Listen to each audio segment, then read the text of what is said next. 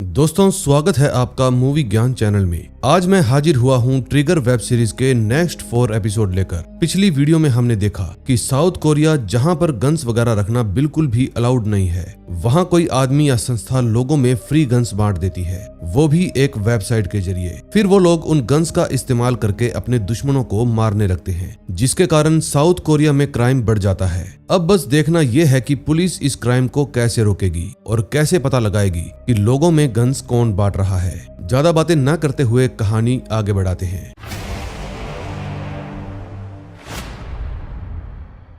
6th episode की शुरुआत में हम चोंग को देखते हैं। वो स्योक ओह से पूछता है कि क्या तुमने गन्स बेचने का काम शुरू कर दिया, लेकिन चोंग जवाब देता है, बॉस मैंने कोई भी गन्स नहीं बेची, शायद आपको कोई गलतफहमी हुई है। अब स्योक हो यू टाई की फोटो दिखाकर कहता है कि क्या तुम इस आदमी को जानते हो। उसको देखकर चोंग समझ जाता है कि स्योक हो को गन्स के बारे में पता चल गया है, इसलिए वो अपनी और यू टाई की जान को बचाने के लिए झूठ कह देता है कि मैं इस आदमी को नहीं जानता। स्योक हो कहता है ठीक है, फिर दिक्कत वाली कोई बात नहीं, तुम जा सकते हो। अब स्योक हो ने ऐसा बोल तो दिया था, लेकिन उसे चोंग पर पूरा शक था कि वो गन्स के बारे में जरूर कुछ जानता है। फिर चोंग जल्दी से बाहर आकर अपने आदमियों को कहता है कि स्योक हो को सब कुछ पता चल गया है, इसलिए हमें जल्दी से सारी गन्स को ढूंढना होगा। दूसरी तरफ सीओ ली को बताता है कि हमारे पास कुल 20 एड्रेस की लिस्ट है, हर एक लिस्ट में कुछ नए नाम हैं, वो भी नए एड्रेस के साथ। इसका मतलब कि पूरे साउथ कोरिया के अंदर बहुत सारी गन्स फैल चुकी हैं। फिर ली सीओ से सारी जानकारी लेने के बाद हॉस्पिटल में पहुंच जाता है और वहां बैठकर लिस्ट के बारे में ही सोचने लगता है। तभी उसे मूनबेक की याद आती है।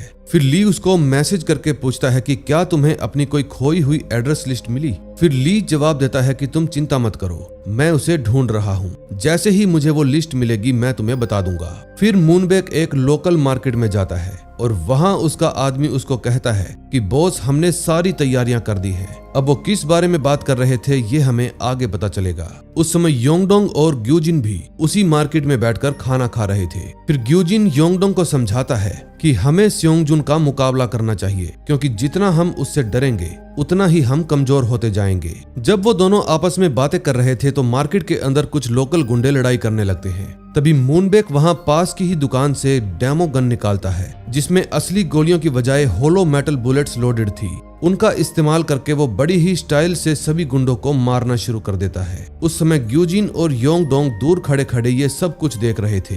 फिर उनको उसके गन चलाने का स्टाइल और लड़ने का तरीका बहुत पसंद आता है। सभी गुंडों को पीटने के बाद जब मूनबेक वहां से जा रहा था तो ग्यूजिन उसको कहता है कि क्या तुम मुझे गन चलाना सिखा सकते हो। फिर मूनबेक उसे और योंगडोंग को लेकर शूटिंग कैफे में जाता है और वहां उन दोनों को गन चलाना सिखाता है। दरअसल थोड़ी ही देर पहले जो कुछ भी हुआ था वो मूनबेक का प्लान था, क्योंकि वो ग्यूजिन और योंगडोंग को गन चलाना सिखाना चाहता था ताकि वो आगे चलकर उनके जरिए साउथ कोरिया शहर में तबाही मचा सके।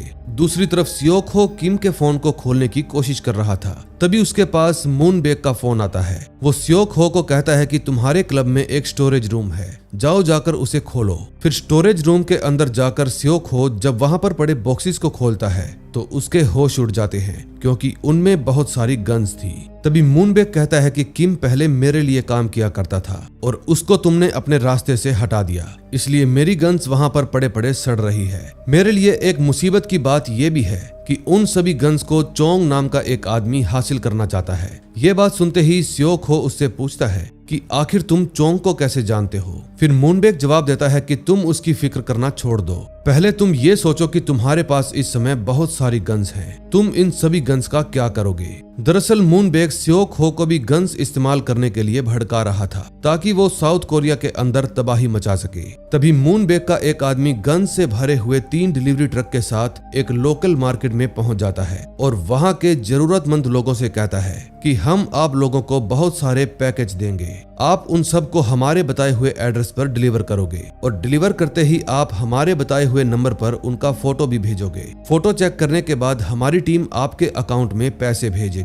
फिर एक एक करके वो सभी लोग पूरे साउथ कोरिया के अंदर पैकेजेस पहुंचाना शुरू कर देते हैं। दूसरी तरफ ली मूनबेक से आकर मिलता है। फिर मूनबेक उसको अपनी बनाई हुई एड्रेस लिस्ट थमाकर कहता है कि आखिरकार मैंने लिस्ट को ढूंढ ही लिया, लेकिन इसमें एक गड़बड़ है। लिस्ट के अंदर एक हाई स्कूल बच्चे का भी नाम है, यानी कि उसके पास भी गन होगी। अब इससे पहले कि कुछ बड़ा हो जाए, हमें उस बच्चे के स्कूल में जाना चाहिए। फिर ली मूनबेक को लेकर फौरन स्कूल के लिए रवाना हो जाता है। दूसरी तरफ ग्यूजिन अपनी क्लास में जा रहा था, तभी उसकी नजर योंगडोंग पर पड़ती है, जिसको उसकी क्लास के बहुत सारे बच्चे मिलकर पीट रहे थे। ये सब देखकर ग्यूजिन को बहुत गुस्सा आ जाता है। फिर वो जल्दी से अपनी क्लास में आकर गन निकालने के लिए जैसे ही अपना बैग खोलता है, उसके होश उड़ जाते हैं, क्योंकि गन उसके बैग में थी ही नहीं। तभी पीछे से स्योंगजुन की आवाज आती है, जिसके हाथ में ग्यूजिन की खरीदी हुई गन थी। फिर वो उसको कहता है कि तू हमें अपनी नकली गन से डराना चाहता था, अब हम तुझे इससे डराएंगे। फिर ग्यूजिन बार बार उसको कहता है कि प्लीज तुम गन मत चलाना, लेकिन वो उसकी बात नहीं मानता। दूसरी तरफ ली सीओ को कॉल करके बताता है कि मेरे पास एक एड्रेस लिस्ट है, जिसके अंदर एक बच्चे का भी नाम है। हो सकता है कि उस बच्चे के पास गन हो, इसलिए तुम जल्दी से अपनी टीम के साथ जियोंगिल हाई स्कूल में पहुंचो। सीओ से बात करने के बाद ली तुरंत ही उस स्कूल में फोन करके कहता है कि हम एक केस को सॉल्व कर रहे हैं। हमें लगता है कि आपके स्कूल में पढ़ने वाले एक बच्चे का कनेक्शन उस केस से जुड़ा है। मैं चाहता हूं कि आप उस बच्चे की जानकारी निकालिए। मेरे पास उसका सही नाम नहीं है, लेकिन मैं उसका नंबर जानता हूं। आपको उस नंबर के जरिए जो भी जानकारी मिले, प्लीज मुझे बताइए। मैं जल्दी ही आपके स्कूल में पहुंच रहा हूं। फिर रिसेप्शनिस्ट कहती है कि मैं आपको थोड़ी ही देर में फोन करके बताती हूँ कि ये नंबर किस बच्चे का है। दूसरी तरफ स्योंगजुन उस गन का ट्रिगर दबाने ही वाला था, लेकिन तभी उसे कहीं और से गोली चलने की आवाज सुनाई देती है। फिर वो हैरान हो जाता है कि आखिर ये गोली चली कैसे, क्योंकि मैंने तो ट्रिगर दबाया ही नहीं। लेकिन फिर वो सच में ट्रिगर दबा देता है, जिसकी गन के अंदर से असली गोलियों की बजाय होलो मेटल बुलेट्स निकलती है। दरअसल ग्यूजिन स्योंगजुन को सिर्फ सबक सिखाना चाहता था, इसीलिए उसने गन के अंदर असली गोलियां नहीं डाली।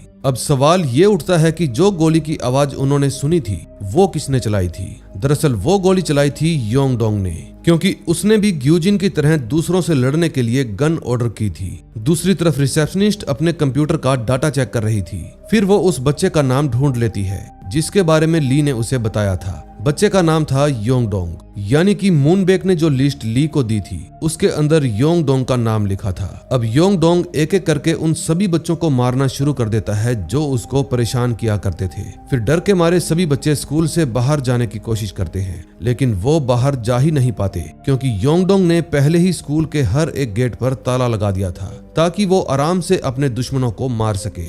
गोलियों की आवाज सुनकर स्योंगजुन क्लास के बाहर आता है और उसे पता चलता है कि गोली चलाने वाला बच्चा योंगडोंग है। फिर वो भी डर के मारे क्लास से भाग जाता है। थोड़ी ही देर बाद योंगडोंग ग्यूजिन के पास आकर कहता है कि हम सभी लोगों से बदला लेंगे, कोई भी जिंदा नहीं बचना चाहिए। फिर वो अपने बैग में से दूसरी गन निकालकर ग्यूजिन के हाथ में थमा देता है। उस समय सभी बच्चे गेट से बाहर जाने की कोशिश कर रहे थे, लेकिन इतने में वहां पर योंगडोंग आ जाता है। तभी बच्चों की भीड़ में उसकी नजर स्योंगजुन पर पड़ती है और फिर वो अपनी गन उस पर तान देता है। फिर स्योंगजुन अपनी जान बचाने के लिए सभी बच्चों के साथ लाइब्रेरी की तरफ भागने लगता है। इतने में ली और मूनबेक भी स्कूल में पहुंच जाते हैं। फिर ली बाहर खड़े एक रोड से स्कूल के दरवाजे को तोड़ देता है और सभी बच्चों को एक एक करके वहां से बाहर निकालने लगता है। तभी उसे गोलियां चलने की आवाज सुनाई देती है। फिर वो उस आवाज का पीछा करते करते मूनबेक के साथ लाइब्रेरी तक पहुंच जाता है। वहां योंगडोंग स्योंगजुन को मारने के लिए तैयार खड़ा था। अब इससे पहले कि वो गन का ट्रिगर दबा पाता,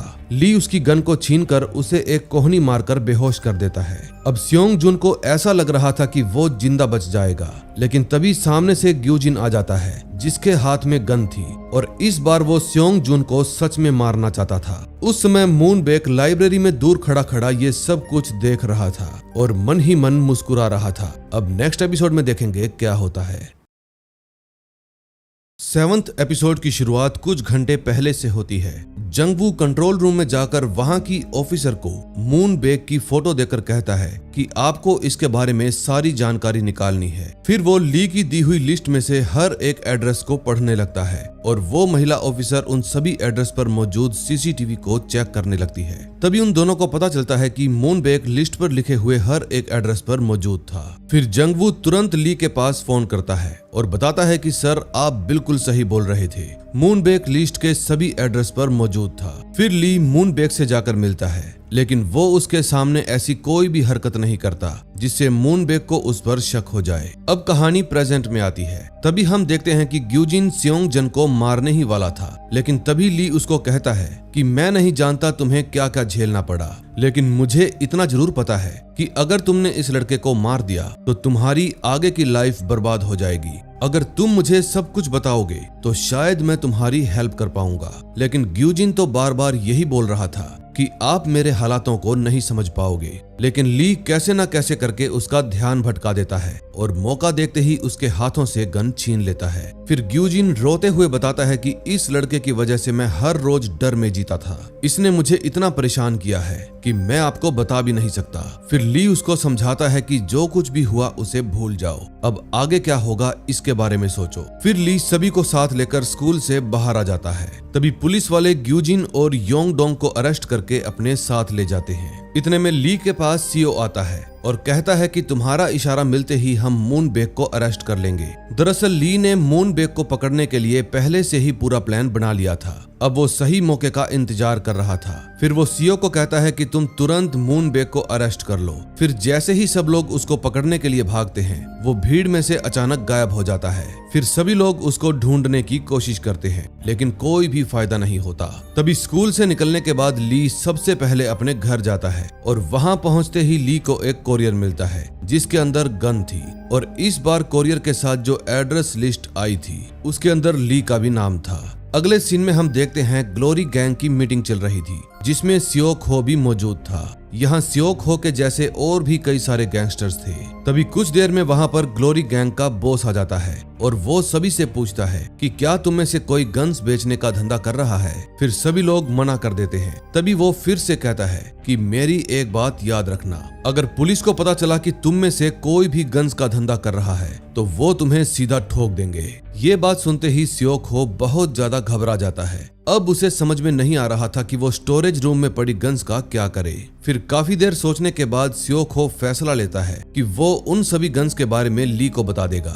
दूसरी तरफ चीफ यून सियोक को ऑर्डर देते हैं कि तुम जल्दी से जल्दी उस आदमी को पकड़ो जो कोरिया के अंदर गन सप्लाई कर रहा है, और जितनी जल्दी हो सके उन सभी गन्स को इकट्ठा कर लो जो हर एक एड्रेस पर भेजी गई है। फिर जब चीफ वहां से जाने लगते हैं तो वहां पर ली आ जाता है। फिर वो ली को कहते हैं कि मैं तुम्हारा सस्पेंशन कैंसिल कर रहा हूँ, अब तुम सीओ की टीम के साथ काम करो और जल्दी से जल्दी उस आदमी को पकड़ो जो कोरिया में दहशत फैला रहा है। तभी चीफ के जाते ही ली के पास सियोक हो का फोन आ जाता है। वो ली को कहता है कि मुझे आपको एक जरूरी बात बतानी है, आप जल्दी मुझसे आकर मिलो। फिर ली तुरंत ही सियोक हो के पास चला जाता है। फिर सियोक हो ली को स्टोरेज रूम वाली सारी गन्स दे देता है और कहता है कि ये गन्स मुझे मेरे क्लब के स्टोरेज रूम में से मिली है, लेकिन मेरा इनसे कोई भी लेना देना नहीं है। असल में ये क्लब मैंने अपने बिजनेस पार्टनर किम से खरीदा था और इन गन्स के बारे में सब कुछ वही जानता था। फिर ली पूछता है कि किम कहाँ पर है। सियोक हो जवाब देता है कि मुझे उसके बारे में कुछ भी नहीं पता।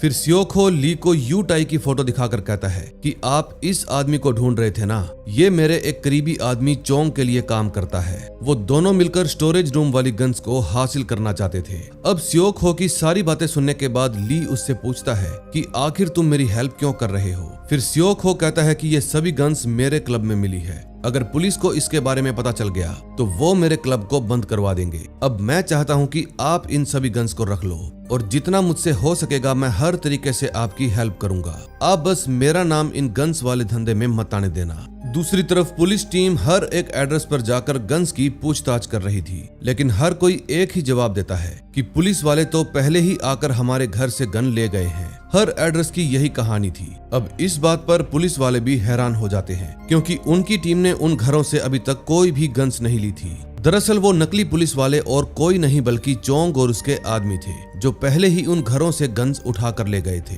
अगले सीन में हम देखते हैं चीफ यून कमिश्नर के साथ एक मीटिंग कर रहे थे। फिर चीफ यून कहते हैं कि सर, हमने आधे घरों से गन्स इकट्ठा कर ली है, लेकिन बाकी आधे घरों से गन्स किसी नकली पुलिस वालों ने उठा ली है। ये बात सुनने के बाद कमिश्नर चीफ यून को कहते हैं कि तुम और तुम्हारी टीम अब से इस केस पर काम नहीं करोगे। अब यह केस ज्वाइंट इन्वेस्टिगेशन ऑफिसर को सौंपा जा रहा है, आगे की पूरी जांच वही करेंगे। दूसरी तरफ ली भी पुलिस स्टेशन में पहुंच जाता है। फिर वो चीफ यून को सारी गन्स लाकर दे देता है और कहता है कि जिस आदमी को हम ढूंढ रहे हैं किम उसी के लिए काम करता है। वो ही कोरियर के जरिए हर एक एड्रेस पर गन पहुंचाता है। फिर चीफ यून पूछता है कि इस वक्त किम कहां पर मिलेगा। फिर ली बताता है कि हम सियोखो और चोंग की हेल्प से किम को पकड़ सकते हैं। किम के मिलते ही हम असली गुनहगार को भी पकड़ लेंगे। फिर चीफ यून कहते हैं कि तुम लोग अपनी जांच चालू रखो, मुझे किसी जरूरी काम से जाना है, मैं तुमसे बाद में आके मिलता हूँ। फिर वो तुरंत ही कमिश्नर के पास चला जाता है और उनको मून बेक की सारी जानकारी देते हुए कहता है कि सर, ली के मुताबिक यही वो इंसान है जो साउथ कोरिया के अंदर गन की सप्लाई कर रहा है। आप इसे पकड़ने की कोशिश कीजिए, हम बाकी की गन्स को ढूंढ निकालेंगे। अब कमिश्नर को भी चीफ यून का ये प्लान सही लगता है, इसलिए वो उसकी बात मान लेता है। तभी हम सियोखो को देखते हैं जो ली के कहने पर चोंग से मिलने के लिए उसके अड्डे पर आया था। उसके आते ही चोंग के आदमी सभी गन्स को छुपा देते हैं। फिर सियोखो चोंग को कहता है कि मुझे तुमसे अकेले में बात करनी है। फिर वहां मौजूद सभी लोग वहां से चले जाते हैं। तभी सियोखो अपनी पॉकेट में से किम का फोन निकालता है और चोंग को कहता है कि मैं किम का फोन का पासवर्ड नहीं जानता, इसके अंदर उसके बहुत सारे क्लाइंट्स हैं जिनसे मुझे बिजनेस करना है, इसलिए तूने जहां पर भी किम को दफनाया था फौरन वहां पर जाओ और उसकी 10 की 10 उंगलियां काट कर लेकर आओ। मैं फिंगरप्रिंट का इस्तेमाल करके उसका फोन अनलॉक करूंगा।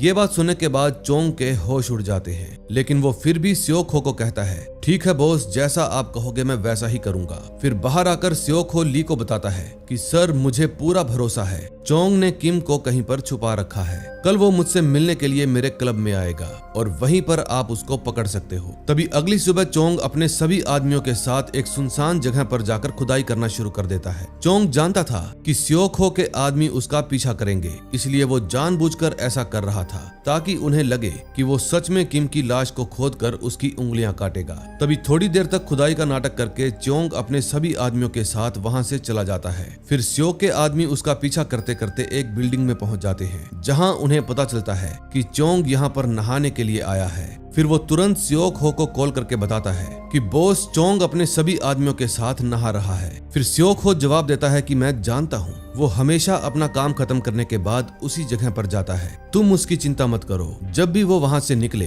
तब तुम फौरन मुझे फोन करके बता देना। अब वो आदमी बाथरूम के अंदर जाकर चोंग को कहता है कि बॉस तुम्हें बुला रहे हैं, इसलिए तुम जल्दी से उनके पास पहुँच जाओ। फिर जब चोंग वहाँ से जाने लगता है तो वो आदमी उसका मजाक उड़ाने लगता है, जिसके कारण चोंग को बहुत बुरा लगता है। फिर चोंग जल्दी से सियोखो के क्लब के बाहर पहुंच जाता है और देखता है कि सियो की पूरी टीम उसको पकड़ने के लिए बिल्कुल तैयार खड़ी है। फिर वो जल्दी से सियोखो के पास पहुंचता है, लेकिन उसको देखकर सियोखो के होश उड़ जाते हैं क्योंकि वो इंसान चोंग नहीं बल्कि किम था। अब कहानी फ्लैशबैक में जाती है। तभी हम देखते हैं कि सियोखो के जाने के बाद किम चोंग के पास आकर उससे पूछता है कि सियोखो यहाँ पर किस काम के लिए आया था। फिर चोंग बताता है कि उसे तुम्हारी 10 की 10 उंगलियां चाहिए थी क्योंकि वो तुम्हारा फोन खोलना चाहता है, लेकिन तुम चिंता मत करो, मैं तुम्हारे साथ ऐसा कुछ नहीं करूंगा। तुमने मेरी बहुत हेल्प की है, इसलिए मेरे पास एक बढ़िया सा प्लान है। अब कल मेरी जगह पर तुम जाकर सियोखो से मिलोगे और वहां जाकर खुद अपने हाथों से उसको मारकर हम दोनों का बदला लोगे।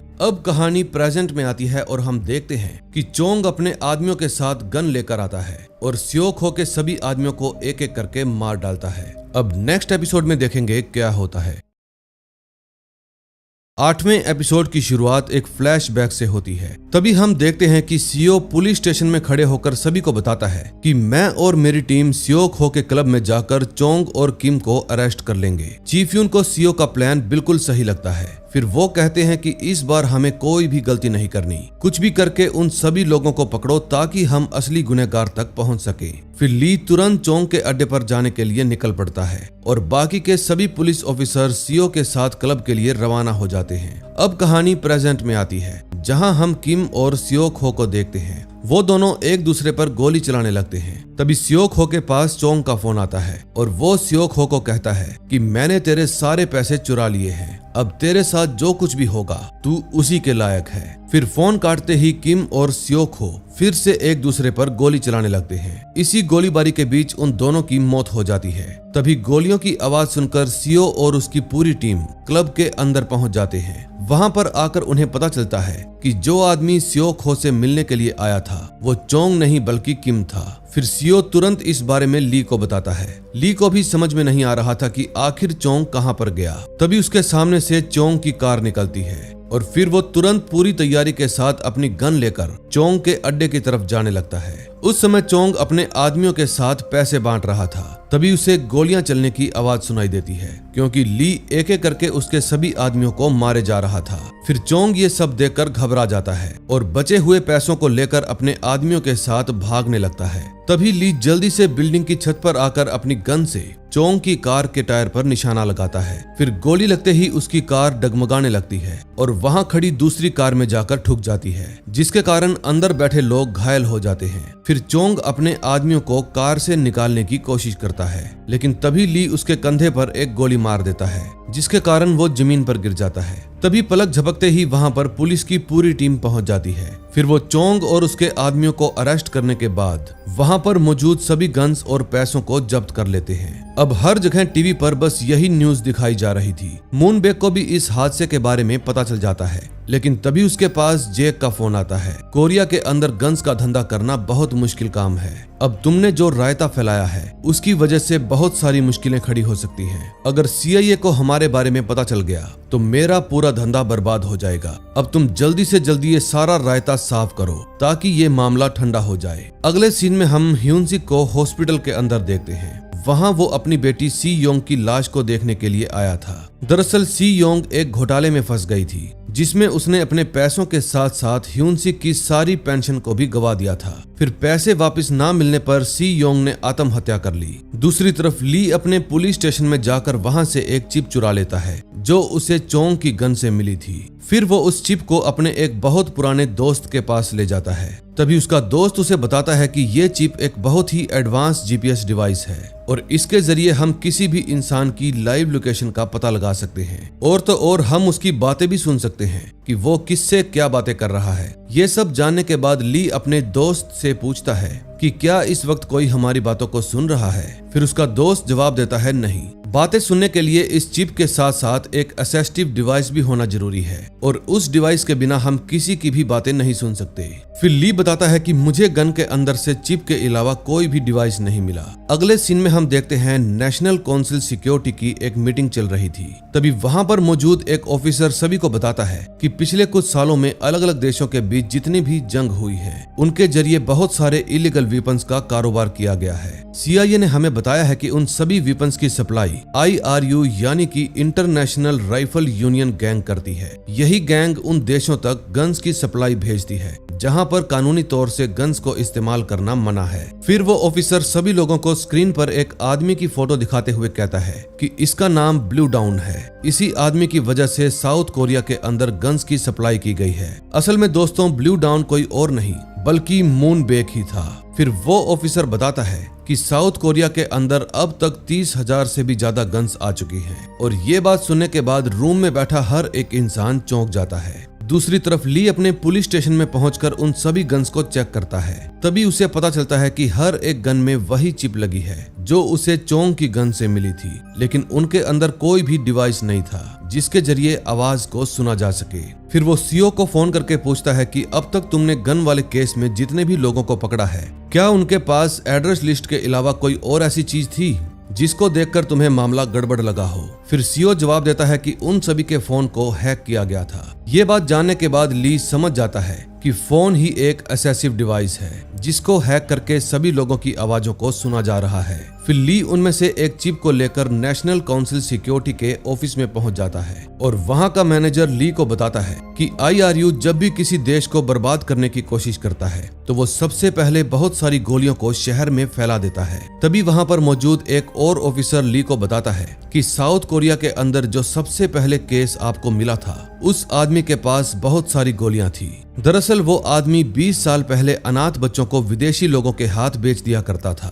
अब कहानी कुछ दिन पास्ट में जाती है। तभी हम मूनबेक को उसी आदमी के घर पर देखते हैं और हमें पता चलता है कि वो आदमी हैनसुक था जिसने बचपन में मूनबेक की एक आंख को पैसे के बदले बेच दिया था। हैनसुक की वजह से ही उसे अमेरिका जाना पड़ा जहां उसकी लाइफ और भी ज्यादा बदतर हो गई। फिर मूनबेक अपना बदला लेने के लिए उसे फांसी से लटकाकर वहाँ पर बहुत सारी गोलियां छोड़कर चला जाता है। अब कहानी प्रेजेंट में आती है। फिर वो ऑफिसर ली को बताता है कि जो इंसान इन सब के पीछे है वो गोलियों के जरिए हमें ये बताना चाहता है कि अब वो इस देश को बर्बाद करके ही मानेगा, क्योंकि इस देश ने उसे अनाथ करके ऐसी जगह पर भेज दिया जहां पर दर्द के अलावा कुछ और नहीं था। ली समझ जाता है कि मूनबेक ये सब कुछ अपना बदला लेने के लिए ही कर रहा है। फिर ली उस ऑफिसर को चिप दिखाकर कहता है कि ये मुझे गन के अंदर से मिली है। ये एक बहुत ही एडवांस जीपीएस डिवाइस है। अगर हम इन जीपीएस में आ रहे सिग्नल को ट्रैक कर लें तो हम असली गुनहगार तक पहुंच सकते हैं। अब ली इसके आगे कुछ और बोल पाता इससे पहले ही मूनबेक वहां का पूरा सिस्टम हैक कर लेता है। फिर ये देखकर ली मैनेजर को कहता है कि जरूर यहाँ पर किसी के पास गन है। उसी के जीपीएस डिवाइस के जरिए सिस्टम को हैक किया गया है। फिर मैनेजर वहां पर गन को ढूंढने लगता है, तभी उसे एक गन मिल जाती है। दूसरी तरफ मूनबेक एक बड़े से टीवी पर आकर ली को कॉल करता है और कहता है कि मैं जानता था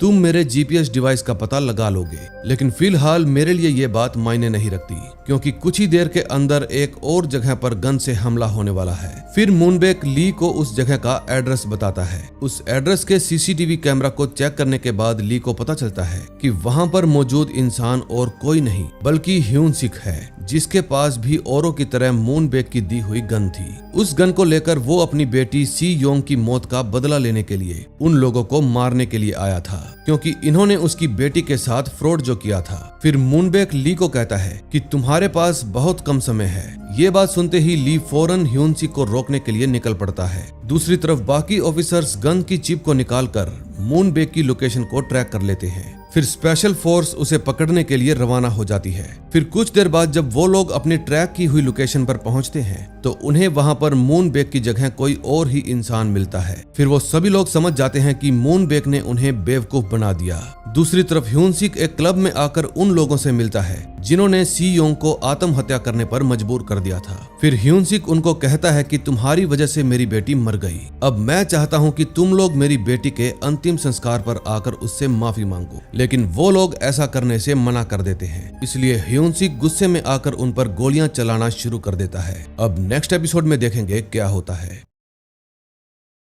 9th एपिसोड की शुरुआत में हम ह्यूनसिक को देखते हैं। जब वो उन फ्रॉड लोगों पर गोलियां चला रहा था तब उनमें से एक आदमी वहां से भागकर क्लब के बाहर आ जाता है। फिर ह्यूनसिक उसका पीछा करता है और बाहर आकर उस पर गोली चला देता है, जिसके कारण हर जगह अफड़ा तफड़ी मच जाती है। अब ह्यूनसिक उसको मारने ही वाला था, लेकिन तभी वहां पर पुलिस वाले आ जाते हैं और कहते हैं कि तुम अपनी गन को जमीन पर रख दो और अपने हाथ ऊपर कर लो। लेकिन ह्यूनसिक उनकी बात नहीं मानता, क्योंकि उसके दिल में सिर्फ बदले की आग जल रही थी। उस समय रिपोर्टर वांग ये सारी वारदात एक बिल्डिंग के ऊपर खड़ा होकर लाइव दिखा रहा था। दरअसल मूनबेक ने ही उसको पैसे देकर ये सब कुछ करने के लिए कहा था। वो चाहता था कि लोगों को न्यूज के जरिए गन की ताकत का पता चले, ताकि वो लोग भी गन का इस्तेमाल करने के लिए तैयार हो जाएं। तभी कुछ देर में वहां पर ली भी पहुंच जाता है। वो पुलिस वालों को कहता है कि आप लोग इन पर गोलियां मत चलाना, मैं इनको समझाकर सारा मामला सुलझा दूंगा। फिर ली ह्यूनसिक को कहता है कि सर, इस आदमी को मारने से सी योंग वापस नहीं आएगी,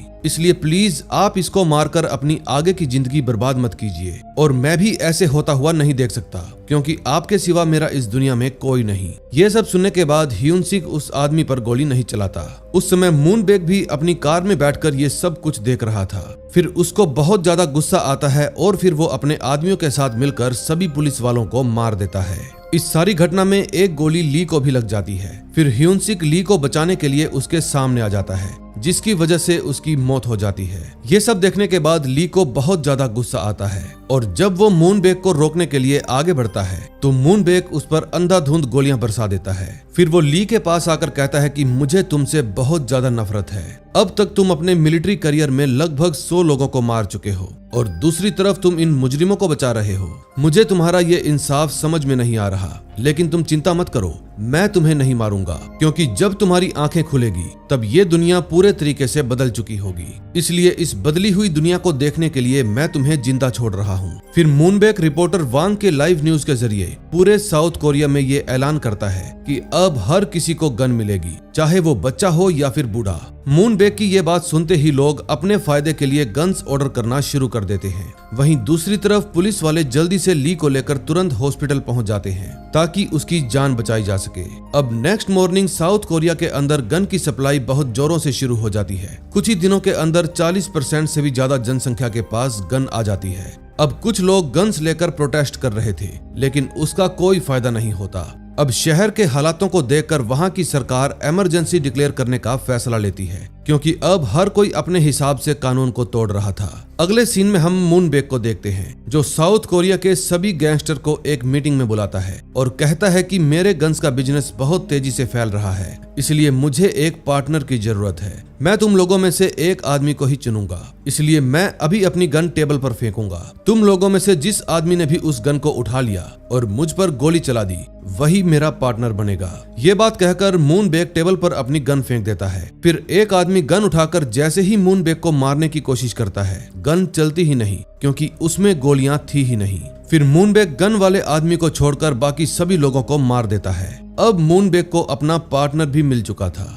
अगले सीन में हम देखते हैं ली हॉस्पिटल के अंदर लेटा हुआ था और अपने दिमाग में अजीब अजीब से ख्याल सोच रहा था। तभी अचानक से उसकी आंख खुलती है और आंख खुलते ही वो नर्स से ह्यून सिक के बारे में पूछता है। फिर नर्स कहती है, सर आप अभी बहुत बुरी हालत में हैं, इसलिए अपने बेड से मत उठिए। लेकिन ली उसकी बात नहीं सुनता। फिर वो पूरे हॉस्पिटल के अंदर ह्यून सिक को छान मारता है, लेकिन तभी वहां पर जोंग वू आ जाता है और वो ली को बताता है कि ह्यून सिक सर मर गए हैं। ये बात सुनने के बाद ली के होश उड़ जाते हैं और इसी के साथ 9th एपिसोड का एंड हो जाता है। अब लास्ट एपिसोड में देखेंगे क्या होता है।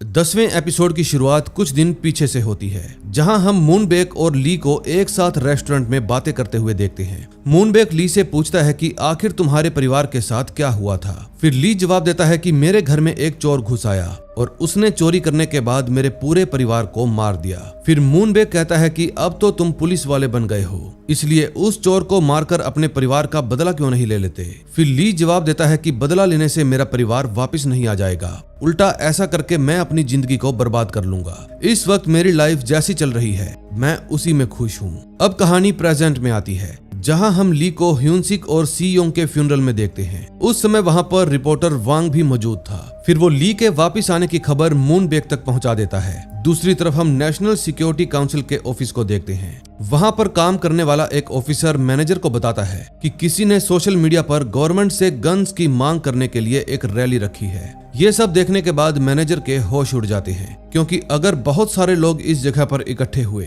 तो हालात और भी ज्यादा बिगड़ जाएंगे। तभी मैनेजर के पास नेशनल सिक्योरिटी काउंसिल के डायरेक्टर का फोन आता है। फिर वो मैनेजर को बताता है कि प्रेसिडेंट अब पूरे शहर में मार्शल लॉ लगाने के बारे में सोच रहे हैं और अगर ऐसा हुआ तो पूरे साउथ कोरिया के अंदर फिर से गन राज होगा, इसलिए तुम्हें इस मामले को रोकने के लिए जल्दी से जल्दी कुछ करना चाहिए। फिर मैनेजर अपने ऑफिस के सभी लोगों को कहता है कि जल्दी से स्पेशल यूनिट के सभी ऑफिसर्स को बुलाओ, हमें जल्दी से जल्दी इस रैली को रोकना होगा। अगले सीन में हम ली को देखते हैं। अब उसे भी रैली के बारे में पता चल गया था। फिर थोड़ी ही देर में रैली के सब लोग एक जगह पर इकट्ठे होकर सरकार से गन की मांग करने लगते हैं। कुछ लोग गन्स के खिलाफ प्रोटेस्ट भी करते हैं, लेकिन उनकी तादाद गन मांगने वालों के मुकाबले बहुत कम थी, इसलिए उनके प्रोटेस्ट करने का कोई भी फायदा नहीं होता। तभी कुछ देर बाद ली भी रैली में पहुंच जाता है, लेकिन वहां आते ही ली के पास मूनबेक का फोन आ जाता है। फिर वो ली को वहीं पास में ही बनी एक बिल्डिंग में मिलने के लिए बुलाता है। जब ली उस बिल्डिंग में पहुंचता है तो वहां मूनबेक के बहुत सारे आदमी पहले से ही गन लेकर खड़े थे। फिर ली पूछता है कि आखिर तुमने मुझे इस मामले में क्यों घसीटा। फिर मूनबेक बताता है कि जब मैंने हॉस्टल वाले लड़के को गन दी तब मुझे ऐसा लगा कि शायद वो कुछ बड़ा धमाका करेगा, लेकिन मुझे न्यूज से पता चला कि उस लड़के को एक पुलिस ऑफिसर ने बहुत ही आसानी से पकड़ लिया। जब मैंने उस पुलिस ऑफिसर के बारे में पढ़ा तो मुझे पता चला कि वो तुम थे।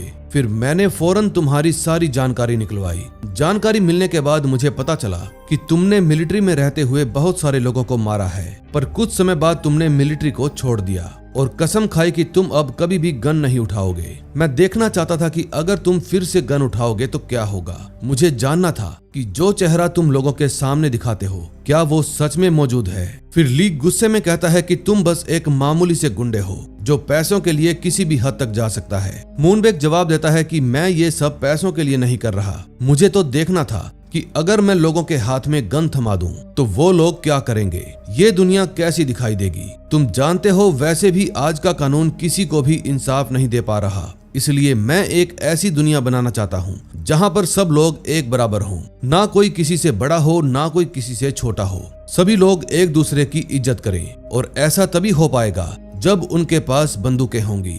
गन्स की वजह से हर कोई अपने इंसाफ के लिए लड़ पाएगा। और ये कहकर मूनबेक अपने फोन का एक बटन दबाता है। बटन दबाते ही उसके आदमी को सिग्नल मिल जाता है। फिर सिग्नल मिलते ही वो आदमी गन से भरे हुए एक बड़े सारे ट्रक को रैली के लोगों के बीच में लाकर खड़ा कर देता है, जिसके बाद मूनबेक ली को अपने आदमियों के साथ छोड़कर उस बिल्डिंग से बाहर चला जाता है। फिर वो अपने फोन के जरिए रैली में खड़े सभी लोगों को कहता है कि जिसको जो भी गन चाहिए इस ट्रक में से निकाल लो। फिर सभी लोग पागलों की तरह गन को लेने के लिए दौड़ पड़ते हैं। हर जगह अफड़ा तफड़ी मच जाती है। अब साउथ कोरिया का क्या होगा ये हमें आगे पता चलेगा। दूसरी तरफ ली मौका मिलते ही मूनबेक के सभी आदमियों को एक एक करके मारना शुरू कर देता है और बाहर खड़ी पुलिस लोगों को रोकने की कोशिश करती है, लेकिन कोई भी उनकी बात नहीं सुनता। इस समय रिपोर्टर वांग वहां पर हो रही वारदात को लाइव न्यूज पर दिखा रहा था। फिर मूनबेक उसके पास आकर कहता है कि हर एक चीज को अच्छे से रिकॉर्ड करना, सभी लोगों को गन्स की ताकत का पता चलना चाहिए। तभी कुछ देर बाद ली भी बिल्डिंग से बाहर आ जाता है।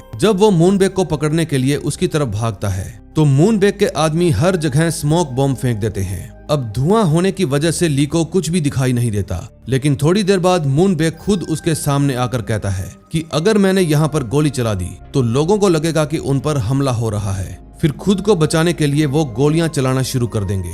जरा सोचो उस समय यहाँ का माहौल कैसा होगा। अब मूनबेक अपनी गन निकालकर हवा में गोली चलाने ही वाला था, तभी ली उस पर बंदूक तान देता है। लेकिन मूनबेक जानता था कि ली ना तो खुद गन चलाएगा और ना ही मुझे चलाने देगा, इसलिए वो धुएं की आड़ में गायब हो जाता है। तभी अचानक से ली को गोली चलने की आवाज सुनाई देती है। फिर पीछे मुड़ने पर उसे पता चलता है कि मूनबेक ने खुद ही अपने ऊपर एक गोली चला दी। दरअसल मूनबेक जानता था कि वो कुछ दिनों के बाद मरने वाला है, लेकिन मरने से पहले वो अपनी आंखों के सामने इस मंजर को देखना चाहता था, क्योंकि ऐसा करने का सपना वो कई सालों से देख रहा था। तभी गोली चलते ही सब लोग अपने आप को बचाने के लिए दूसरों पर गोलियां चलाना शुरू कर देते हैं। वहीं पास में ली को एक बच्चा दिखाई देता है जो गोलियों की आवाज सुनकर जोर जोर से रो रहा था। फिर ली उसको बचाने के लिए उसकी तरफ भागता है और उसे अपने गले से लगाकर कहता है कि मैं तुम्हें कुछ भी होने नहीं दूंगा। उस समय रिपोर्टर वांग ये सब कुछ अच्छे तरीके से रिकॉर्ड कर रहा था। अब साउथ कोरिया में बैठा हर एक इंसान इस वारदात को टीवी में देख रहा था। तभी मूनबेक के मरते ही स्पेशल यूनिट वहां पर आकर सभी लोगों को रोक देती है और फिर उन सब से गन छीन ली जाती है। अगले सीन में हम देखते हैं लोग उन सभी लोगों को श्रद्धांजलि देते हैं जो उस रैली में मारे गए थे। दूसरी तरफ रिपोर्टर वांग अपने बॉस को कॉल करके प्रमोशन की मांग करता है, क्योंकि उसने इतनी बड़ी न्यूज को कवर किया था। लेकिन तभी उसके घर में एक औरत आती है और वो वांग पर गन तानकर उसको कहती है कि तुम्हारे लिखे हुए आर्टिकल और न्यूज की वजह से ही लोग गन्स खरीदने के लिए जागरूक हुए, तुम्हारी वजह से ही बहुत सारे मासूमों की जान गई। और ये कहकर वो रिपोर्टर वांग को मार देती है। दूसरी तरफ ली एक हॉस्पिटल में मूनबेक से मिलने के लिए जाता है, क्योंकि मूनबेक को मरने से बचा लिया गया था। और इसी के साथ इस सीरीज का एंड हो जाता है। दोस्तों, आपको ये सीरीज कैसी लगी कमेंट में जरूर बताना, और हो सकता है कि कुछ ही दिनों में इसका सेकंड सीजन भी आ जाए। इसलिए अगर आप इसका सेकंड सीजन देखना चाहते हैं तो कमेंट में जरूर बताना, और हो सके तो इस वीडियो को अपने दोस्तों के साथ शेयर करना। हम मिलेंगे ऐसी ही और मजेदार सीरीज के साथ। Till then bye bye.